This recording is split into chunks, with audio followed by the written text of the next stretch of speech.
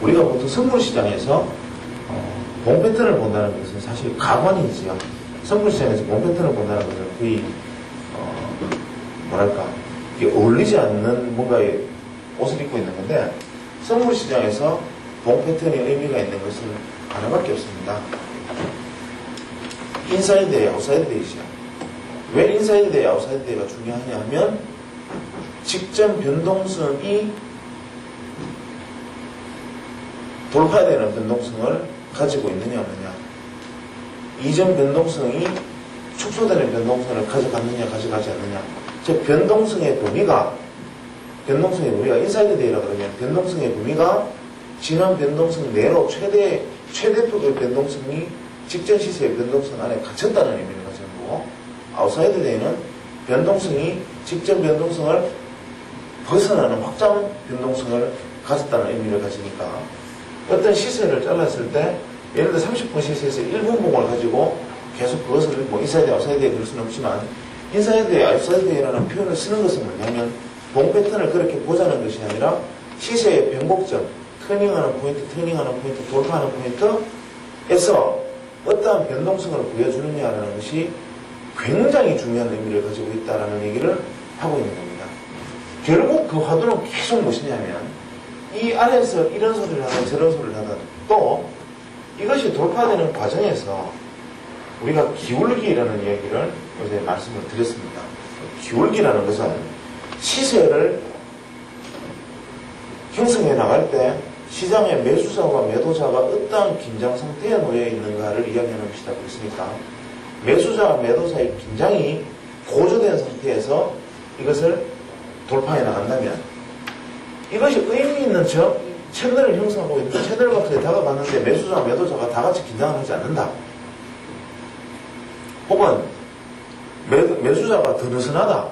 이것은 기울기가 이러한 형태로 표현이 될 테니까 이러한 기울기에서는 이러한 돌파는 근본적으로 불가능하고, 이것이 매수자와 매도자가 날카로운 기울기를 가지고 있다라는 것은 매수자와 매도자가 순간적으로 굉장히 대단히 날카로운 방향으로 긴장을 했다는 소리고, 이것이 긴장을 하기 위해서는 주가가 이렇게 오다가 이렇게 와서 긴장을 하는 것이 아니라 이건 수급상의 에러일 뿐이고, 실제로 이것이 긴장을 하기 위해서는 뭐 이러한 과정을 거쳤던 아니면 이러한 과정을 거쳤던 시장을 긴장하게 만드는 선행 요인이, 기울기를 날카롭게 만들어주는 선행 요인이 존재했기 때문에 이 날카로움은 진짜 문자 그대로 심장을 끌어버리는 날카로운 것을 작용을 할 수 있기 때문에 이것은 기울기가 어떤 기울기를 가지느냐가 중요하다.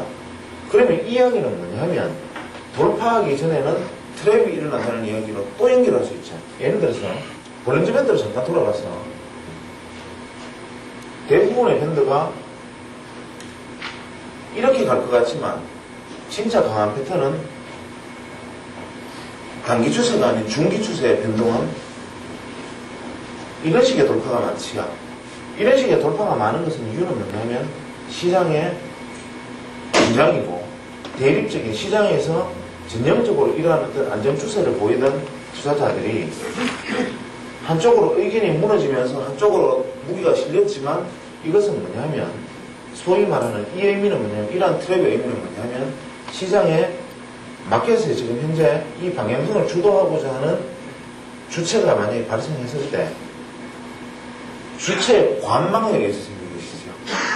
이러한 형태에서 주체의 관망에 의해서 이렇게 생기면 대부분 주체 플러스 대부분 나머지 투자자들은 이것이 추세라고 생각하고 가담을 하지만, 이 추세라는 가담이 그게 다시 주체에 의해서 방향이 바뀌었을 때 이 추세라고 생각했던 인식이 순간적으로 뒤집히는 경험들을 개인 투자자들이 경험하게 되는 것들이 바로 이런 지점이죠.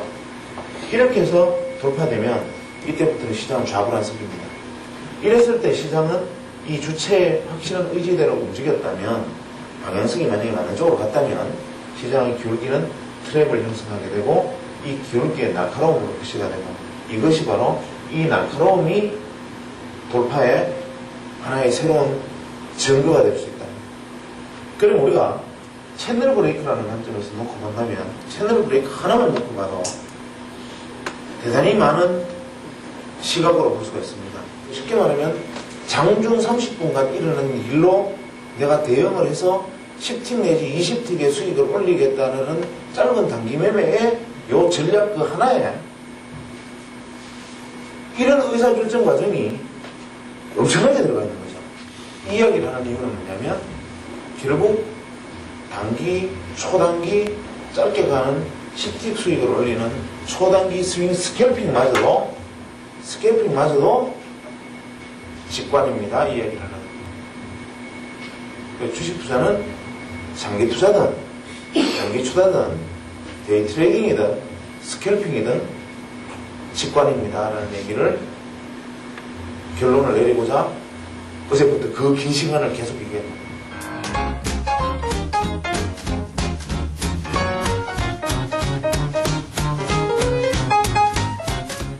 우리가 변동성을 예상할 수 있는 것, 돌파를 할 수 있는 것들을 굉장히 긴 다양한 방법들로 얘기를 했지만 지금 마지막 강의에서 어떤 생각을 하십니까? 이 중에 그럴듯한 걸 하나 골라서 쓰든지 아니면 이걸 어떻게 다 봐? 사람들이 그 하나만 이렇게 이런 길로 내릴 수밖에 없어요. 이 많은 걸 다 보면 이미 의사결정은 무엇이 넣어져 있죠. 그래서 모르겠습니까? 우리가 내리는 것은 이러한 국면들이 도래하면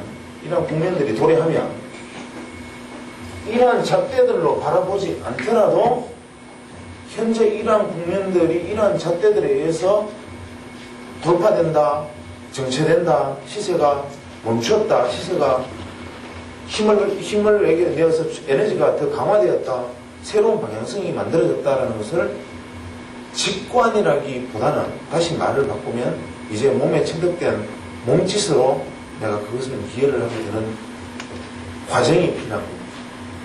그러니까 쉽게 말하면 굳이 자를 가지고 되어서 27cm 하지 않아도 이거는 27cm 정도라고 이야기할 수 있는 몸짓, 이것이 바로 투자에서 전부다는 거죠.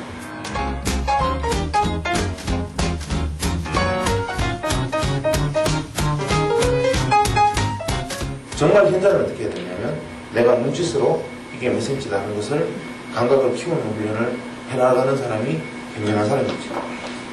빨리빨리 없어지는 물건의 길이를 재야 되는데 크레인 사격처럼 탁 막아서 길이를 탁 재야 되는데 싹 사라집니다. 그거를 점점 더 많은 자를 가지고 와가지고 이제는 더 신기한 자가 없을까, 좀 더 좋은 자가 없을까 이러고 있으면 영원히 그 자는 길이를 잴 수가 없어요. 그것이 바로 투자의 전부입니다. 스캘핑, 데이 트레이딩이 일한다. 하물며 시장을 전체를 보는 우리가 포지셔너들은 어떠하고 만약에 현물 투자자라면 주식시장 전체를 보는 관은 어떠하겠는가라는 생각을 보면 그것은 말을 필요조차 없습니다. 그래서 우리는 어떤 과정들을 이해하고 익히고 공부해서 그것들을 내 몸의 몸짓으로 만들고 잊어버리고 몸짓으로 대응해야 된다. 이 이야기가 바로 이런.